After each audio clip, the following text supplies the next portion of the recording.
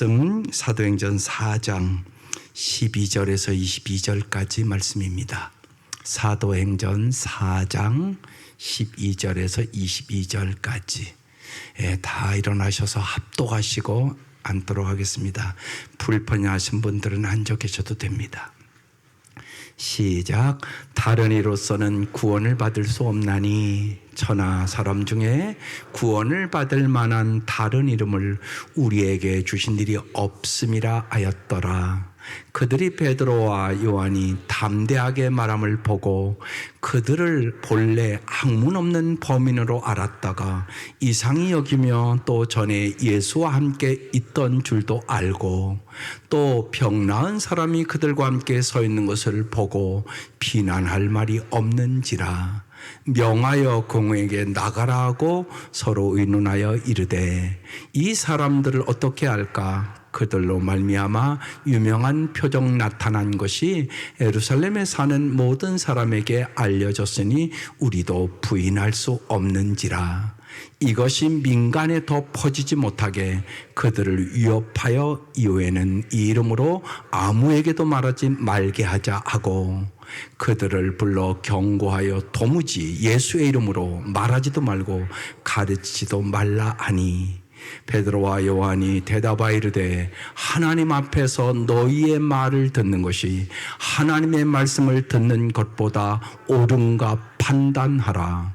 우리는 보고 들은 것을 말하지 아니할 수 없다 하니 관리들이 백성들 때문에 그들을 어떻게 처벌할지 방법을 찾지 못하고 다시 위협하여 놓아주었으니 이는 모든 사람이 그 된 일을 보고 하나님께 영광을 돌림이라. 이 표적으로 병 나은 사람은 40여 세나 되었더라. 아멘.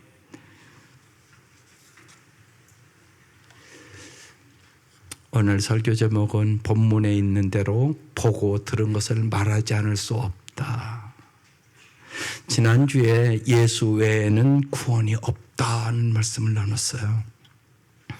그래서 정말 사도행전 4장 12절 말씀은 마음에 새겨야 되는 말씀입니다. 같이 읽어보겠습니다. 시작. 예수님 외에는 다른 어떤 이에게서도 구원을 받을 수 없습니다. 하나님께서는 온 세상에 우리가 구원받을 만한 다른 이름을 주신 적이 없습니다. 여러분 정말 믿습니까? 그러면 모든 성도들은 이 말씀을 가지고 예수를 잘 전하는, 전도하는 방법을 반드시 배우셔야 합니다. 그래야 여러분의 가족들, 사랑하는 사람들, 여러분의 친구들을 구원할 수 있지 않겠습니까? 사도행전은 전도하는 방법에 대하여 많은 것을 우리에게 가르쳐 줍니다. 초대교회의 접근법은 2000년 전과 마찬가지로 오늘날도 합당하다는 것입니다. 그들은 말로 복음을 선포했고 행동으로 지역 공동체를 사랑하고 섬겼고 회개하고 예수를 믿으라고 초대했습니다. 그래서 저는 오늘 온 성도들이 정말 오늘 설교 제목대로 보고 들은 것을 말하지 않을 수 없다. 간증의 삶을 살아갈 수 있기를 주의 이름으로 축원합니다.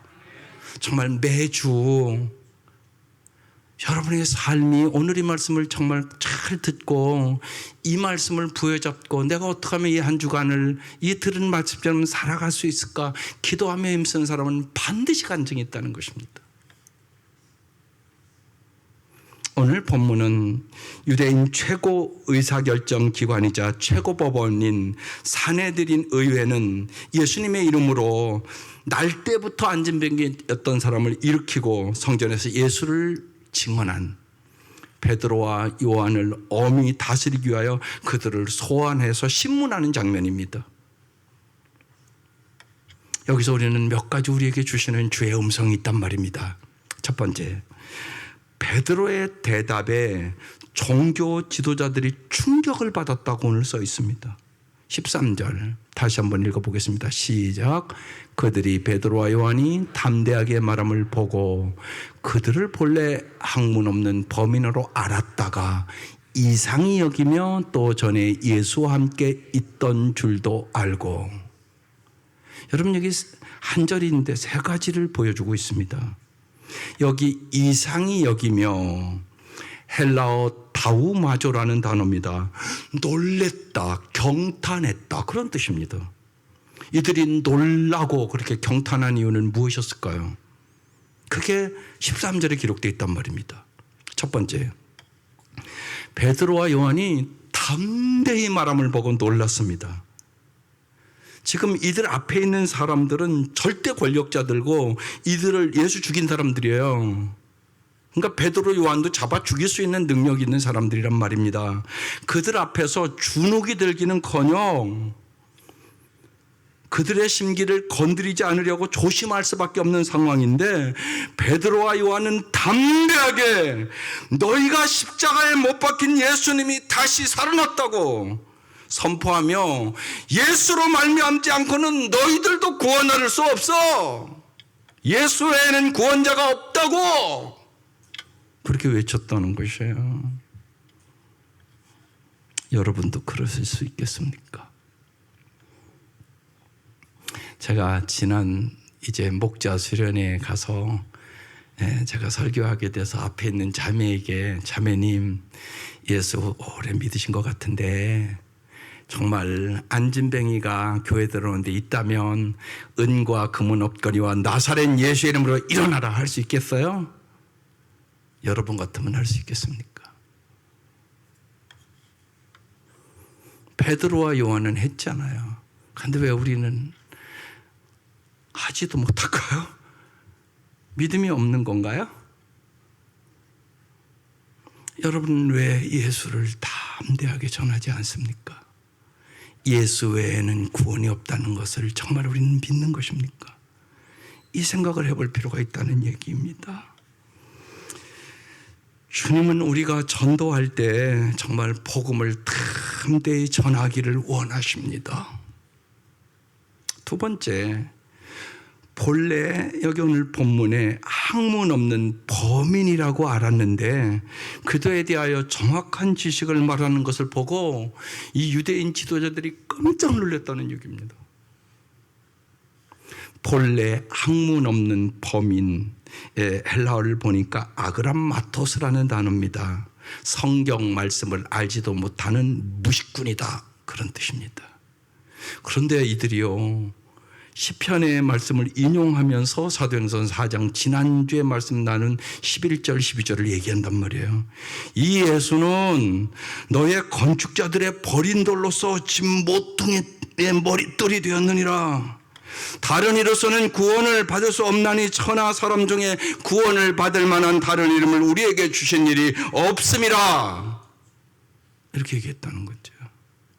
성경 말씀에 무지한 무식꾼으로 속단했던 이 두 사도가 성경 말씀을 정확하게 인용하는 것을 보고 유대인 최고 지도자들이 깜짝 놀라고 경탄하지 않을 수 없다는 뜻입니다.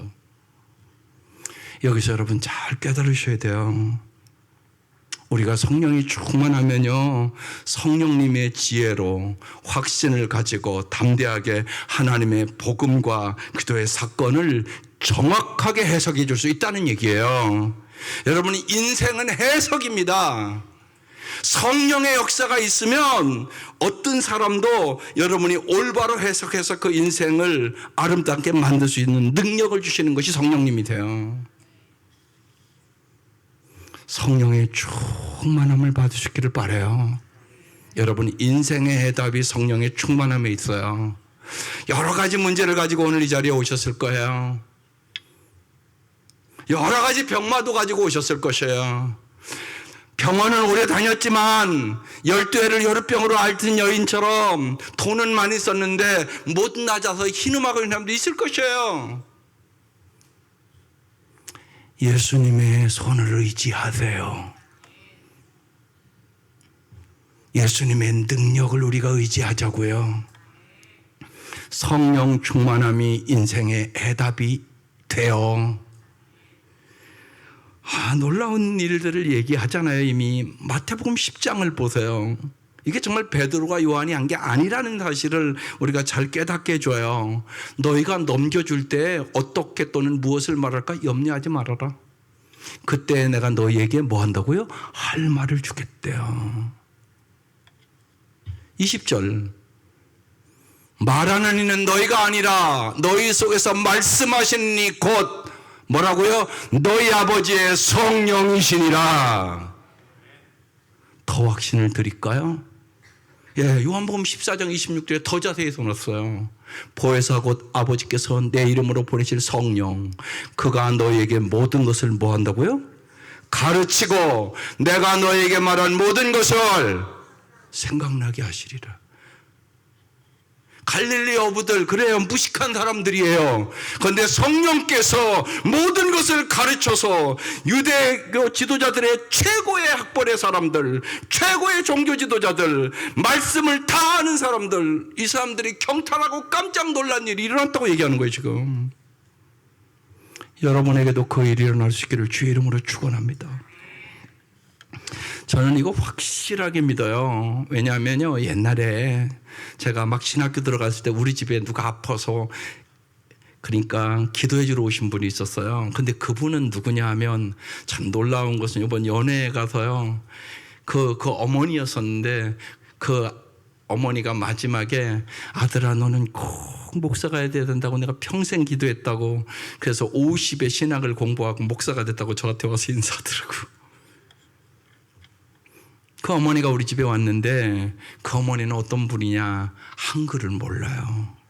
그러니까 성경을 읽을 수가 없어요. 한글을, 그러니까 젊은 분인데 못 배웠어요. 그리고요, 찬송가를 이렇게 잘 못 찾아요, 몇 장인 줄. 그래서 그분이 그때 하나님 내가 성경을 띄엄띄엄이라도 좀 읽게 해주시고 찬송가를 찾게 해달라고, 내가 오늘 저녁에 기도하러 갔는데 그렇게 울면서 기도를 하더라고요. 6개월은 그렇게 기도하신 것 같아요. 그런데 정말 성경을 띄엄띄엄 읽게 해주시고 찬송가를 찾도록 해주시더라고요. 그런데요, 날마다 아기를 얻고 그렇게 와서 기도를 하셨어요. 그랬더니 하나님께서 은사를 주시대요. 신유의 은사를 내려주셨어요. 그래서요, 그분이 기도하면 암 환자가 나서요. 그런 역사들이 막 일어나는 거예요. 그래서 어느 날 우리 집이 아파서 그분이 왔어요. 그런데요, 그분이 그러는 거예요. 전도사님, 성경 몇 장 몇 절 좀 읽어주세요. 그래서 내가 성경을 열심히 찾아서 읽었어요.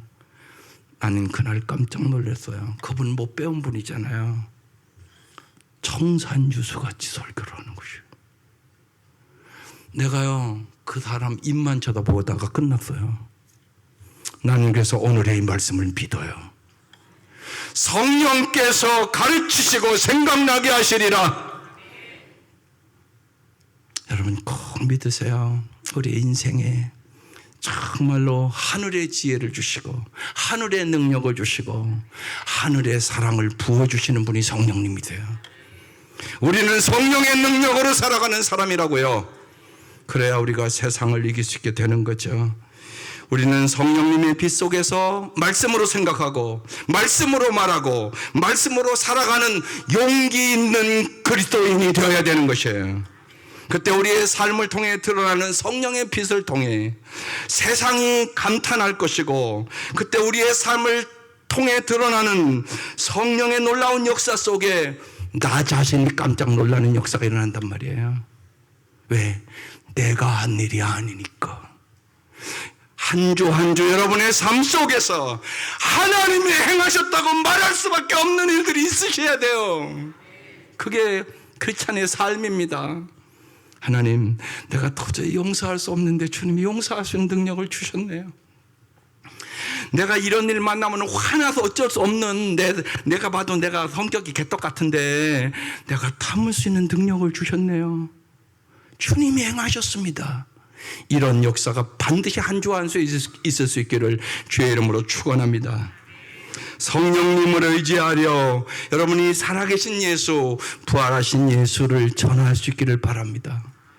세 번째, 이 종교 지도자들은요, 베드로 요한이 전에 예수님과 함께 있었던 줄 알고 이들이 변화된 모습에 놀랐다는 얘기입니다. 무식한 갈릴리 어부들. 그 두 사도가 상상을 초월할 정도로 정확하게 문제를 파악하고 논리정연하게 표현을 하고 하나님의 말씀까지 인용하면서 말하는 것을 보고 두 사도와 함께 했던 예수가 어떤 존재인지 종교 지도자들은 알 수 있었다는 얘기예요.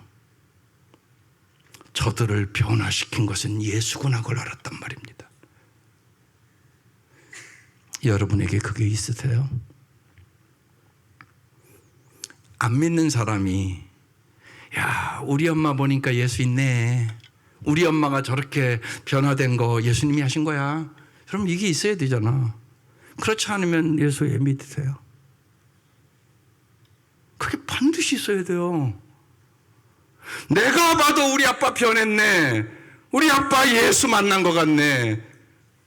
우리 아빠 마음에 예수 있네. 옛날 같으면 막 화내고 감정대로하고 지고집대로 하고 막 그런데 그게 없어졌어. 누가 그렇게 변화시켰다고? 예수가. 이 얘기를 지금 하고 있는 거예요. 저 두 사도 보니까 저 사람들 예수님과 함께 있었던 사람이네. 그래서 예수의 부활을 거짓말로 매도할 수 없게 됐다는 것입니다. 여러분, 우리도 예수님과 함께 있음을 지금 세상에 보여주셔야 되는 것이에요. 내 안에 계신 예수님을 보여주자고요. 그래서 예수 안 믿는 사람이 내가 봐도 저 사람 예수 믿고 변했네. 여러분, 이래야 전도가 되는 거 아니겠습니까? 이게 전도라고요. 이들이 지금 그렇게 하고 있잖아요. 그러니까 사도행전은요, 뭐가 전도인지를 우리에게 명확하게 보여줘요. 네 번째, 이 병 나은 사람이 그들과 함께 있는 것을 보고 비난할 말이 없었다고 얘기를 해요. 14절이에요. 시작. 또 병 나은 사람이 그들과 함께 서 있는 것을 보고 비난할 말이 없는지라. 예수님의 부활을 증언하는 두 사도 곁에 부활하신 그도로부터 치유받은 이 안진뱅이였던 이 거린이 증인으로 두 사도와 함께 지금 용감하게 그 자리에 와서 서 있다는 얘기입니다. 이게 잘못하면요 죽을 수도 있는 환경이에요. 만약 두 사도가 그들이 전한 예수 부활로 인하여 해를 당한다면 자신 또한 기꺼이 함께 해를 당하겠다는 의지의 표현으로 여기 와서 있는 거라고요. 이것은 안진뱅이 거린이 육체의 치유만 받은 것이 아니라 예수 안에서 영적인 치유로 받았다는 증거란 말입니다. 우리도 이렇게 부활하신 예수님의 생명을 드러내야 하는 것이에요. 오늘도 예수께서는 예수님과 동행하는 사람을 당신의 생명의 통로로 사용하십니다.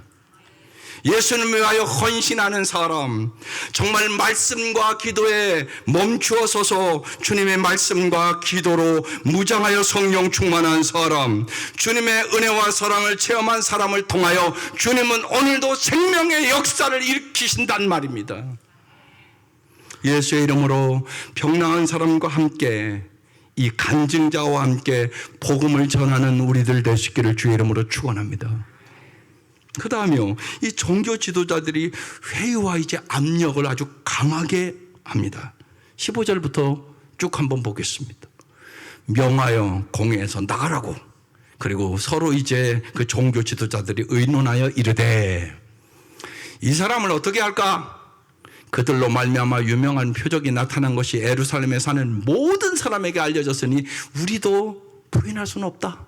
17절. 이것이 민간에도 퍼지지 못하게 그들을 위협하여 이후에는 이 이름으로 아무에게도 말하지 말게 하자 하고 그들을 불러 경고하여 도무지 예수의 이름으로 말하지도 말고 가르치지도 말라 그러고 내쫓았다는 얘기입니다. 여러분, 여기서 잘 생각하셔야 돼요. 예수를 전하려면 반드시 방해꾼이 있어요. 여러분, 예수를 전해봐야 영적인 세계를 알아요. 한 주 동안 여러분이 나는 아무도 예수 안 전하고 그냥 집에 있다가 여기 왔다. 그러면 여러분 영적인 세계를 몰라요. 많은 사람들이요, 그래요. 그렇게 신앙생활을 합니다. 한 주 동안 전도 한 번도 안 해요. 그러니까 주님의 마음을 몰라요. 그러면 여러분, 오래 믿어도 주님의 마음을 몰라요. 그러니까 전도 못해요. 해보지도 않는데. 근데 전도해보면 반드시 이것이 사탄과의 싸움이라는 걸 알아요. 방해꾼이 반드시 있어요. 여기 보잖아요. 이 권력자들이, 이게 종교 지도자들이요, 예수의 이름을 말하지도 말고 가르치지도 말래요. 이것이 마귀의 역사예요, 사실은요. 그래서요, 마귀는요, 무슨 수를 쓰는지요, 여러분요, 예수 못 전하게 해요. 또요, 하나님 말씀 공부 못하게 해요. 하나님 말씀을 모르면 여러분 무식해지니까. 내가 모르는데 뭘 전할 수 있겠어요?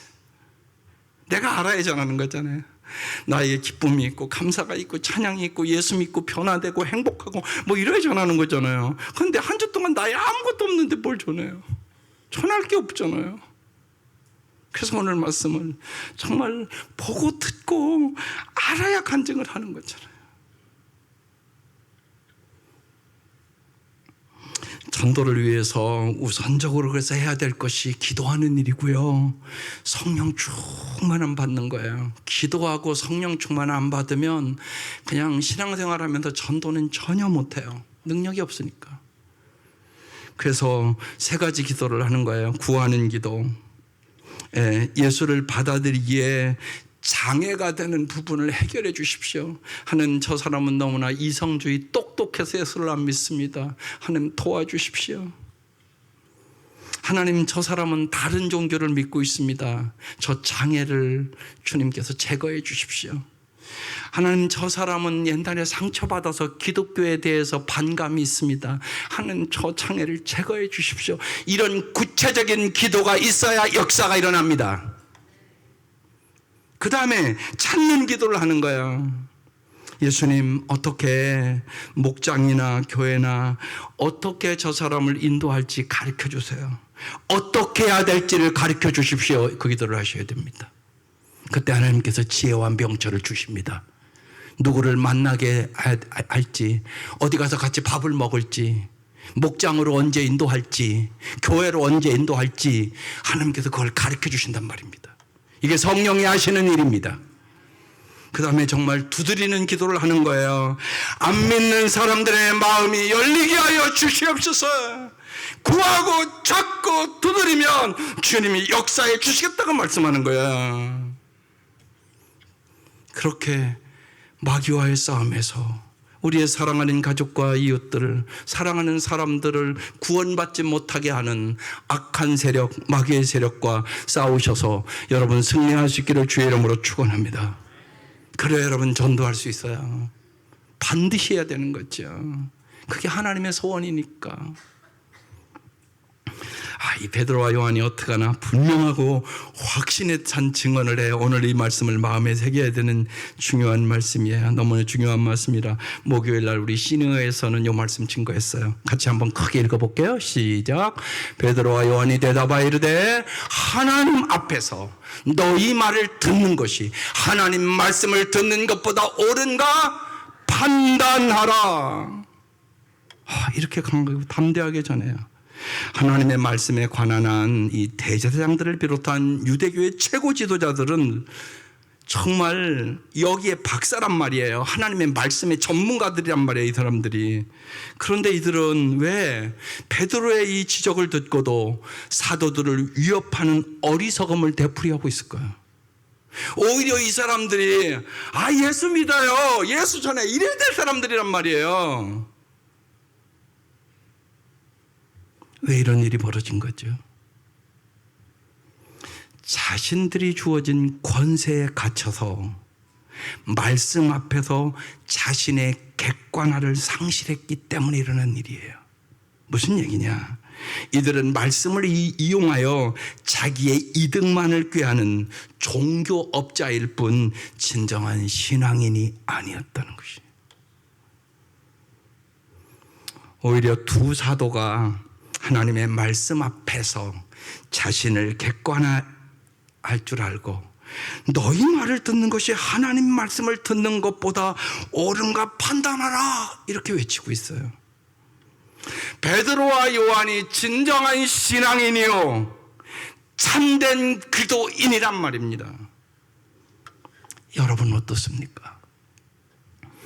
저와 여러분은 참된 진정한 그리스도인이십니까? 오늘 이게 중요하다고요. 왜? 가짜가 많으니까. 진짜 교회 왔다고 다 진짜일까요? 아닐 수 있단 말입니다. 그래서 오늘 말씀이 중요한 거예요. 그리스도인치고 말씀의 중요성을 모르는 사람은 없습니다. 그런데 성숙한 말씀의 사람으로 살아가는 사람은 많지가 않습니다. 이게 한국 교회의 문제인 것입니다. 세상 사람들이 너와 나랑 다를 게 뭐 있어? 똑같잖아. 그러니까 안 믿죠. 똑같은데 뭐하러 믿어요? 이게 오늘 우리의 문제인 것입니다. 하나님의 말씀은 그리스도인에게 자기 목적을 성취하기 위한 수단이나 통로가 아니란 말입니다. 그리스도인에게 말씀은 자신을 객관화시키는 거울이에요. 방송실 띄워주세요. 이게 무척 중요해서 띄우는 겁니다. 그리스도인에게 말씀은 자신을 객관화시키는 거울이라고요. 여러분이 이 아침 다 거울 보고 왔잖아요. 거울 왜 보셨어요? 거울 보고 오셨죠, 권사님? 내가 머리가 흐트러졌나? 넥타이는 잘 맸나? 한번 이렇게 보고, 아이 괜찮다. 먼지 있으면 이렇게 털고 그러고 오셨잖아. 그러니까 우리의 외모를 단정하기 위하여 거울 보셨잖아요. 그러면 여러분 더 중요한 건 마음이잖아요.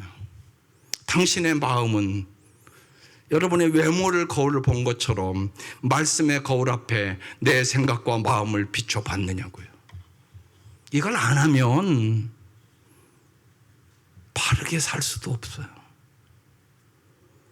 그래서 그리스도인에게 말씀은 자신을 객관화시키는 거울이란 말이에요. 말씀의 거울 앞에서 자신과 자신의 것을 객관화시킬 때만 세상의 유혹이나 위협, 그리고 하나님의 말씀 중에서 어느 쪽을 따르는 것이 영원한 관점에서 옳은지 바르게 판단하며 살아가는 진정한 그리스도인으로 살 수 있다는 것이에요. 여러분 생각해 보세요. 사는 것은 쉽지만요, 바르게 사는 것은 쉽지 않아요. 가만히 있어도 늙지만요, 바르게 늙는 것은 어려워요. 다 늙죠, 나이 들으면요. 근데 참 저분은 아름답게 늙는다 이런 사람이 많지가 않아요. 현실은요, 추하게 늙는 사람들이 훨씬 많아요. 모두 다 죽기 마련이지만 참 바르게 죽는 것은 어려워요. 그러나 하나님의 은혜로, 하나님이 주신 말씀대로 성령의 인도를 따라 하나님의 말씀을 거울 삼아 우리 자신을, 우리가 지닌 것의 의미를 객관적으로 바르게 판단하고 살면 바르게 살고 바르게 늙고 바르게 죽는 진정한 그리스도인이 될 수 있다는 것이에요. 이게 중요하다고요. 그래서 정말로 예수님만이 길이요 진리요 생명임을 믿을 수 있기를 주의 이름으로 축원합니다. 그래서요, 먼저는요, 언제나 사람의 말보다 하나님의 말씀에 더 우선순위를 두고 사시기 바랍니다. 참된 신앙이란 언제나 하나님 우선주의예요. 하나님 제일주의란 말입니다. 교회에 나오는 사람들의 신앙을 크게 두 부류로 분류할 수 있어요. 즉, 나를 위하여 하나님이 계시느냐, 아니면 하나님을 위해 내가 있느냐는 것입니다. 오늘 여러분 교회에 나오신 이유가 내 필요를 위해 하나님이 필요해서 온 것입니까? 아니면 하나님의 영광을 위하여 진짜 예배드리기 위하여 오셨습니까? 여러분 왜 오셨습니까? 이게 중요하다고요. 여러분 목회에도요, 사람 중심의 목회가 있고 하나님 중심의 목회가 있습니다. 사람 중심의 목회는요, 성도들의 귀를 즐겁게 하고요, 부담스러운 얘기는 안 하고요, 그저 축복 해주고요, 병 낫게 해주고요, 그저 위로해주는 설교만 하면 됩니다. 그래서 성도들의 자존심을 건드리는 얘기는 안 합니다. 여러분, 제가 설교를 준비하면서 그걸 왜 모르겠습니까? 이 얘기를 들으면 저 사람이 가슴 아파하겠다, 힘들겠다, 항상 매주 그거 갖고 싸웁니다. 내가 사람 중심의 목회를 할 것인가, 하나님 중심의 목회를 할 것인가? 하나님의 중심의 목회는요, 오직 하나님을 기쁘시게 하고 오직 하나님의 영광을 생각하는 것입니다. 사도 바울은 그래서 갈라디아서 1장 10절에 아주 기가 막힌 얘기를 합니다. 이제 내가 사람들에게 좋게 하랴, 하나님께 좋게 하랴, 사람들에게 기쁨을 구하랴, 내가 지금까지 사람의 기쁨을 구하였다면 나는 그도의 종이 아니니라. 아주 명확하지 않습니까? 오늘 베드로가 기가 막힌 얘기를 하는 것입니다. 내가 사람의 말을 듣는 것이 옳은가, 하나님의 말씀을 듣는 것이 옳은가, 너희들이 판단해 봐라. 이 권력자들 앞에서 하는 얘기입니다. 베드로는 하나님 우선주의를 선택한 것입니다. 우리의 인생의 최대 목표와 사명은 오직 하나님의 영광을 돌리는 데 있는 것입니다. 여러분, 이것이 아직 정립되지 않으면 신앙은 언제나 다른 방향으로 가는 것입니다. 그래서 고린도 전서 10장 31절을 많은 성도들은 다 알고 있습니다. 그런즉 너희가 먹든지 마시든지 무엇을 하든지 다 하나님의 영광을 위하여 하라. 날마다 물어야 돼요. 내가 이렇게 하면 하나님의 영광이 되는가 안 되는가? 그래, 여러분의 삶이 한 주 한 주 정말 변화되는 거야. 정말이에요. 하나님의 영광이 되나 안 되나 물어보는 거예요. 화가 날 때, 힘들 때, 못마땅할 때, 그런 일이 언제나 있잖아요. 한 주 동안. 그때 내가 어떤 태도로 살고 있는가, 하나님의 영광을 생각하고 살아가는가, 그것을 돌아보는 것이에요. 그러면 매주 여러분이 성령의 놀라운 역사를 경험하게 될 것이에요. 그래서 이들이 우리는 보고 들은 것을 말한다 그래요. 20절, 우리는 보고 들은 것을 말하지 아니할 수 없다. 복음은 그래서 지식이 아니에요. 체험적인 것입니다. 사도 요한은요, 나머지 제자들은 다 순교했잖아요. 가룟 유다는 자살했고 사도 요한만 순교하지 않았어요. 예수님의 어머니를 죽을 때까지 모셨어요. 그러면서 사도 요한이 쓴 것이 요한 1서, 2서, 3서를 썼죠. 요한 1서, 2서, 3서는 사랑의 서신이에요. 원래 이 사도 요한은 사랑의 사람이 아니었어요. 정말 여리고에 갔을 때 저것들 다 불 내려서 다 태워 죽이시죠, 이랬던 사람이에요. 이 사람이 변했어요. 그래서 요한 1서 1절부터 이렇게 1, 2절에 이렇게 말씀해요. 이 글은 생명의 말씀에 관한 것입니다. 이 생명의 말씀은 태초부터 계신 것이요, 우리가 들은 것이요, 우리가 눈으로 본 것이요, 우리가 지켜본 것이요, 우리 손으로 만져본 것입니다. 이 생명이, 여기다 이제 예수를 딱 넣어보세요. 이 예수님이 나타나셨습니다. 우리는 예수님을 보았습니다. 그래서 우리는 이 영원한 생명을, 예수님을 여러분에게 증언하고 선포합니다. 이 영원한 생명은, 예수님은 아버지와 함께 계셨는데 우리에게 나타나셨습니다. 이것이 부활하신 예수입니다. 이 부활하신 예수님과 날마다 동행하는 삶을 살아가시기를 바랍니다. 보고 들은 것을 우리는 말하지 않을 수 없다. 이것이 우리의 믿음이 되어야 하는 것입니다. 아는 것으로, 성경 지식으로, 설교 듣는 것으로 끝나는 것이 아니라 그것이 주님과 함께 동행하며 우리의 삶이 되어야 하는 것입니다. 자신의 간증이 되어야 하는 것이에요. 그래서 여러분 꼭 다음 주부터 여러분 이 말씀 붙잡고 살아감으로 다음 주부터 여러분 간증이 있기를 바라요. 주일 와서 예배 드릴 때, 주님, 내가 이 한 주 동안 살아가며 이런 간증이 있었습니다. 이런 은혜가 있었습니다. 이런 역사가 있었습니다. 주님은 정말 살아계십니다. 이게 간증이 되시죠. 그래야 우리가 종교 생활하지 않는 것입니다. 우리는 초대교회와 같은 꿈을 갖고 가정교회 하는 것이에요. 또한 초대교회와 같은 성도가 되기 위하여 우리가 가정교회 하는 것이에요. 그런 능력을 가지고 세상을 변화시키고 거룩하고 위대한 소망을 가지고 교회다운 교회를 세우기 위해 가정교회 하는 것이에요. 어떻게 그것이 가능할까요?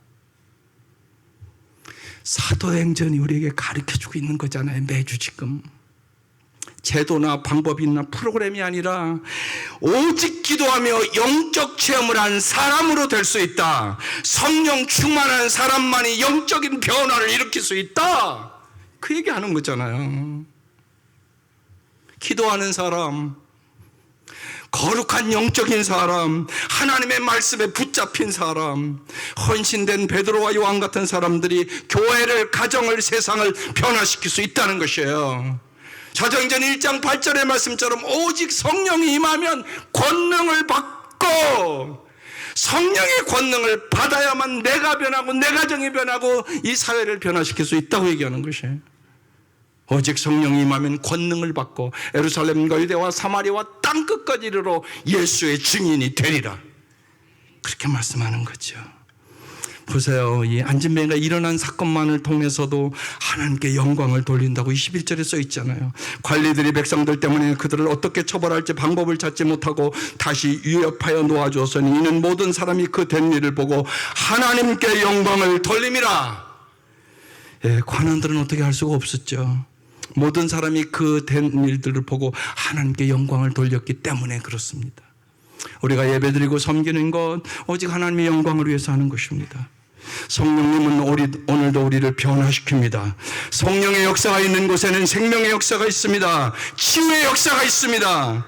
구제와 봉사와 남을 도와주고 싶은 마음이 있습니다. 성령의 사건이 일어날 때마다 하나님께 영광을 돌리는 일들이 계속 생겨납니다. 반드시 그렇습니다. 반드시 그렇습니다, 여러분. 선교사가 와서 내가 이렇게 어렵다고 얘기를 하면요, 성령의 감동이 있는 사람은 그 생각을 해요. 내가 좀 절약해서 어떻게 하면 도와줄까? 금방 마음이 그렇게 됩니다. 그런 역사가 반드시 있습니다. 김대현 선교사가 와서 그랬습니다. 방이 없어서, 쉴 방이 없어서 나무 집에 가서 잠깐 1시간 2시간 쉬는데 그래서 좀 힘들다고. 그냥 물어봤어요. 방 한 칸, 그럼 그거 없는데 쉴 곳이 없다는 거예요. 예. 20만 원 정도 든다고 그런 얘기를 하더라고요. 네.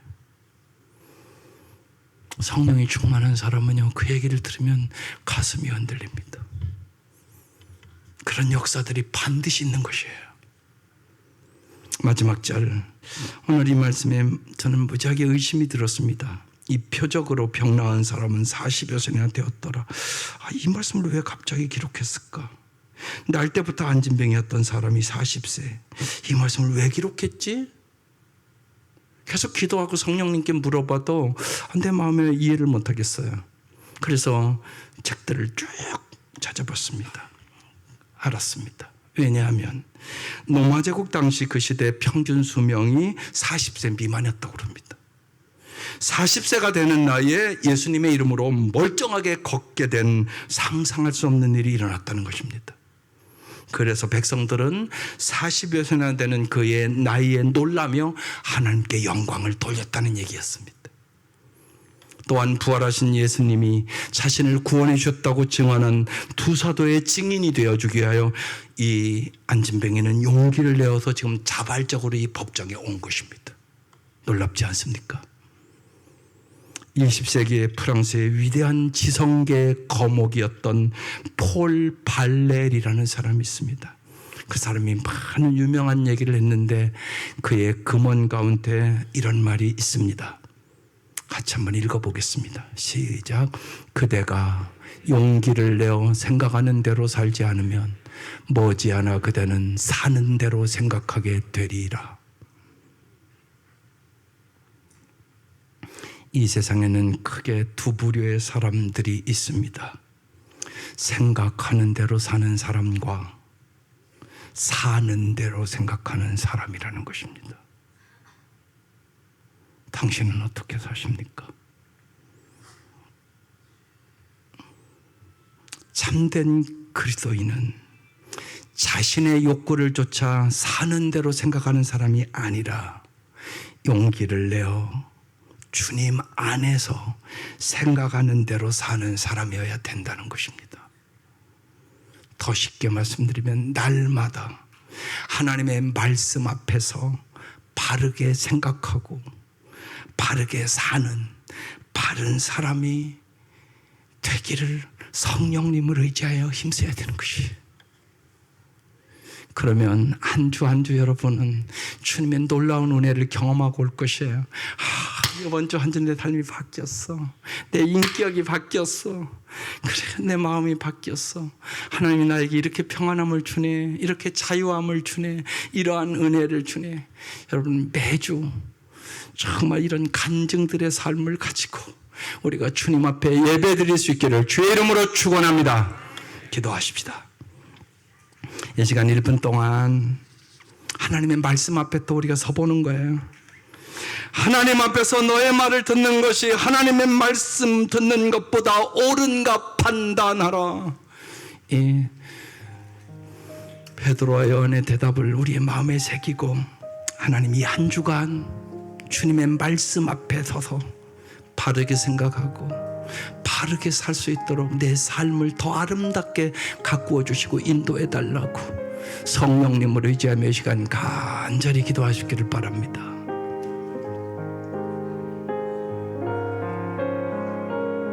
주여 아버지,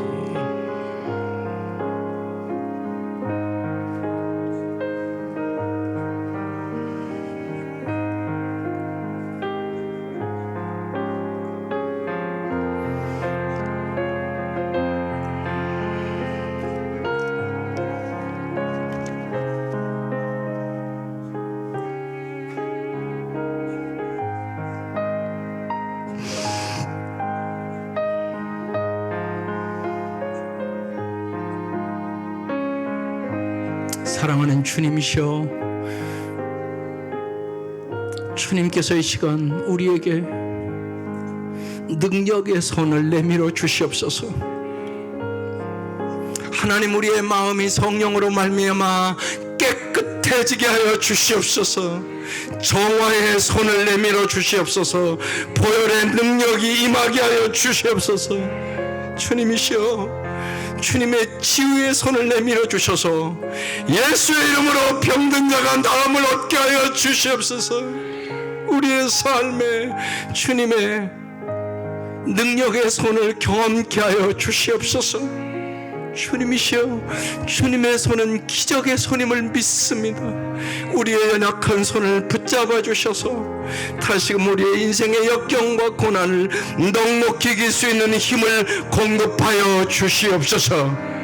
예수님의 이름으로 기도드립니다. 아멘. 오늘